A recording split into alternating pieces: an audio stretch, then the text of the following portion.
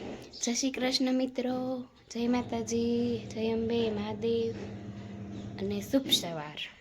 કેમ છે મિત્રો? મજામાં ને? જો મિત્રો સવાર પડી ગઈ છે, કપડાં ધોવા નાખી દીધા છે મશીનમાં, કરે છે મશીનમાં. અને વંશભાઈ નાસ્તો કરે છે. વંશુભાઈ, શું નાસ્તો કરો છો? ચા ભાખરી. અરે વાહ, વંશુભાઈ ચા ભાખરી નાસ્તો કરે છે. એના માટે પાણી ગરમ મૂકી દીધું છે મિત્રો. અને હવે હું જાગીને પાણી પીને થોડીક કસરત કરું, એટલે થોડુંક શરીર મેન્ટેન રહે, બોડી. અને દાદા જો નાઈને છે ને ભગવાનના નામ લે છે પાછું, કારણ કે નાઈને ભગવાનના નામ લે, રુદ્રી કરે, પછી પપ્પા નાસ્તો કરે.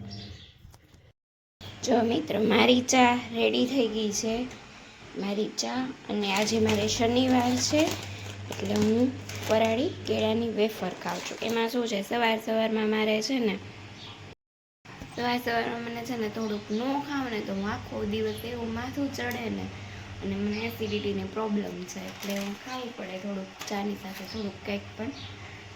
એટલે છે ને જો નાસ્તામાં પપૈયું છે.